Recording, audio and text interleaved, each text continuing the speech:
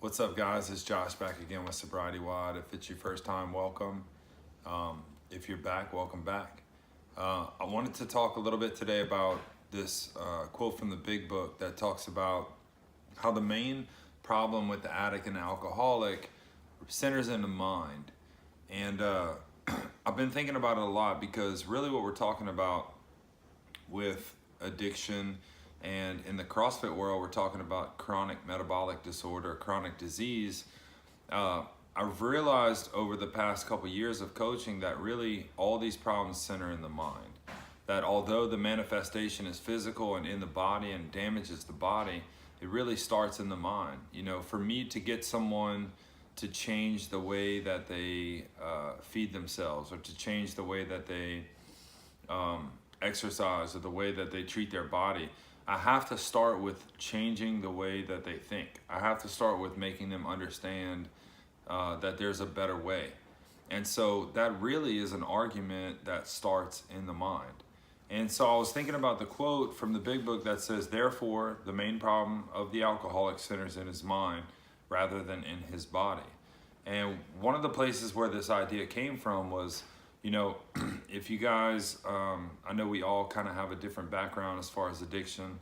Mine was primarily in alcoholism, but, you know, we'll find, and I've worked with a lot of opiate addicts, and we'll find people that would go through like this awful stage or this phase of withdrawal and detoxification, and think that, you know, we would think from the outside that, okay, they're in the clear, they're free from the physical dependence on the substance, so surely they'll be good to go now. And then within a matter of a short period of time, we find ourselves back in the same situation.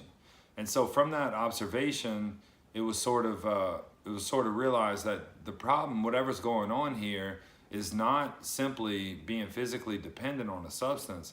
There's actually something going on in the mind to cause us to re-enter that condition over and over again.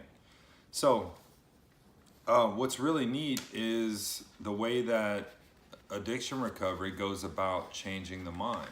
So if we know that the problem centers in the mind, the way we think, the way we process things, the way we deal with relationships or experiences in life, it's a hard thing to think about, how am I going to get somebody to change the way they think about stuff? Because I mean, ultimately, all we really are is what we think about reality, what we remember, and the way that we process things. And it's really difficult to think in terms of getting someone to change their mind about things that are so deeply rooted.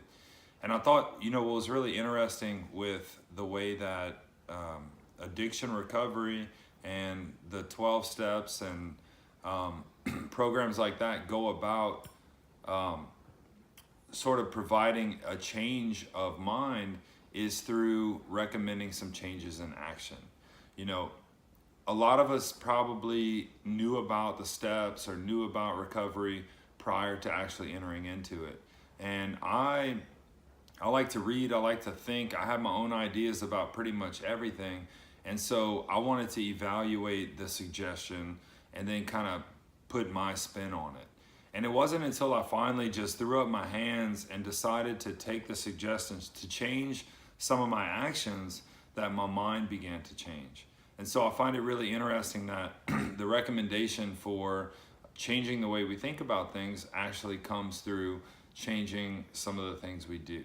By going to, for me, by going to meetings and by getting some advice from other people, the way I understood stuff and the way that my mind functioned and processed actually began to change. But it only changed when I was willing to change some of my actions. So basically what I'm saying is, we know we need a change in the mind, but argument, reading books, logic didn't seem to do the trick.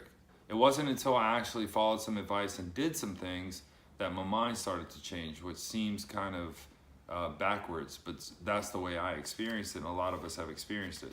So for this discussion portion, I'm just asking you guys, if you tried the steps, if you tried to understand the steps prior to doing them, where did you want to understand things before you were willing to take action?